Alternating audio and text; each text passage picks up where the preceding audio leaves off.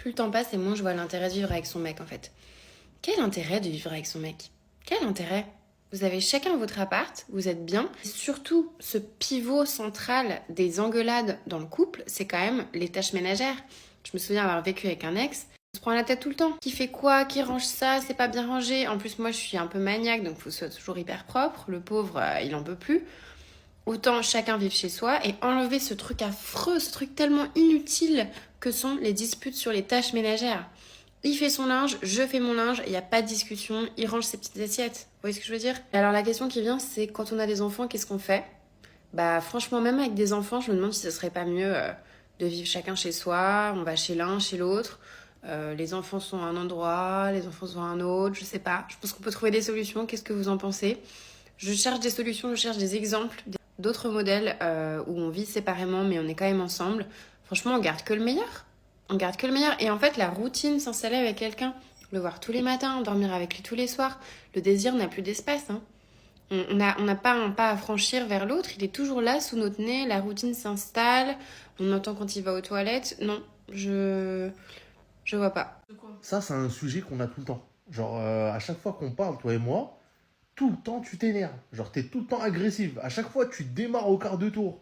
Il y a une chaussette qui dépasse quelque part. Ouah, direct. T'as pas remarqué? Oui. Oui. La communication, on vous a dit oui. Tu as raison, mon amour.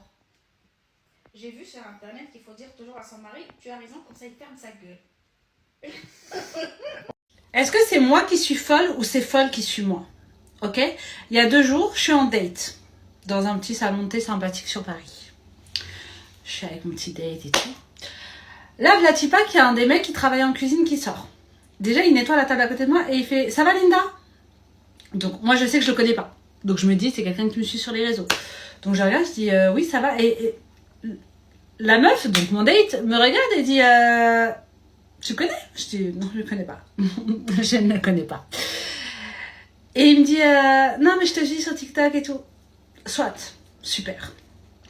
Il n'y a aucun problème avec ça. Genre, c'est hyper sympathique. Quand vous me voyez, vous me dites bonjour et tout. Grand bien nous fasse. Maintenant, le gars, il est parti. Il est revenu. Il a commencé à regarder mes TikTok fort. Vraiment, genre, il s'est mis à côté de moi. Il a regardé mes TikTok fort. Son à fond.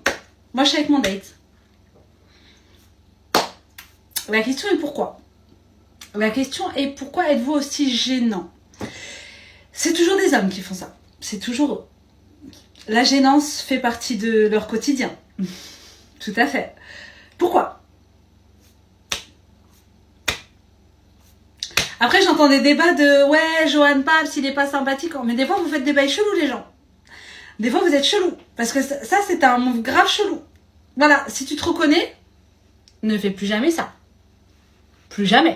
Bonjour, je suis de ceux qui aiment se séparer. Beaucoup de gens passent le plus clair de leur temps à entretenir des relations avec des gens qui leur conviennent absolument pas, qui s'obsèdent à rester dans ce type de relation et qui du coup ont une hantise absolue de la séparation, etc. Être avec quelqu'un qui nous convient pas, c'est pas grave en soi. Ce qu'il faut se rendre compte, c'est la chance quand cette relation s'arrête. Beaucoup ont le côté un peu soit obsessionnel, soit attachement un peu anxieux, soit sont juste avec des gens qui respectent pas du tout et oublient que la séparation, au-delà d'être la fin de quelque chose, est le début d'autre chose. Un peu bateau dit comme ça, mais si je m'explique, quand t'es dans ta relation, bon, t'as tes routines, t'as tes habitudes, t'as l'endroit où tu vis, etc. Bon, ça, très bien. Quand tu te sépares, c'est l'ouverture à toute autre chose. Aussi, à te recentrer un petit peu sur toi. Qu'est-ce que tu veux? Qu'est-ce que tu aimes? Qu'est-ce qui allait? Qu'est-ce qui n'allait pas? Bon, aussi, tu vas venir te calquer sur ce que cette personne aimait faire, qu'est-ce qu'elle n'aimait pas faire et donc que tu as arrêté de faire. C'est assez logique, en vrai, quand tu penses aux relations, mais n'empêche que tu t'oublies quand même à un moment donné. Pour aller plus loin, je pense même que tant que tu sais pas vraiment ce que tu veux et que t'as pas imposé à toi-même des limites,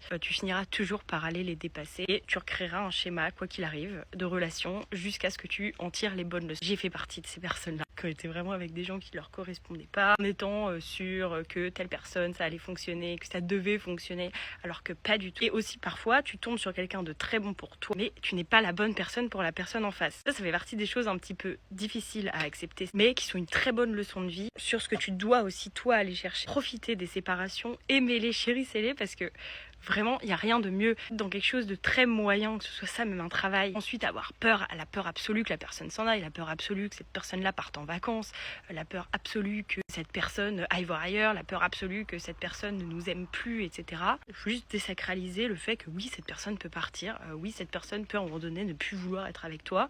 Est-ce que c'est extrêmement grave? Vraiment, je pense pas. C'est dur, ça fait mal à l'ego. Ça a créé un peu de désillusion sur l'instant, effectivement. Pensez à vous après. Voyez à quel point vous évoluez après chaque séparation ou chaque gros changement dans votre vie.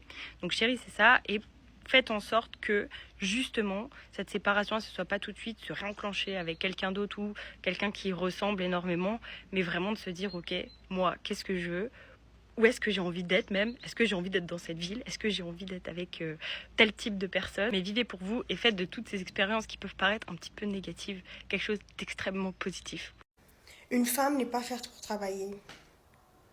En fait, ce système-là de travail, de 9h à 17h ou 18h, était et fait de base pour les hommes. Parce qu'en fait, ils ont mené une étude, il y a longtemps, sur les hommes. Et cette étude a montré que le taux de testostérone chez les hommes est élevé de 9h à 17h, 18h. Donc, ils ont mis ce programme-là, ce système-là, qu'ils ont gardé jusqu'aujourd'hui. Donc, les femmes travaillent aujourd'hui selon un système qui est fait de base pour les hommes. En fait, quand une femme, elle travaille 5 jours sur 7, de 9h à 17 ou 18h, ça mélange toutes ses hormones parce qu'elle a un taux de cortisol qui va s'élever, qui va provoquer le SOPK, qui va lui provoquer une prise de poids soudaine, qui va la rendre moche, tout simplement. Parce qu'elle n'est pas faite pour galérer. Parce que le cortisol chez les hommes est plus bénéfique que pour nous, les femmes. Donc une femme n'est pas faite pour travailler.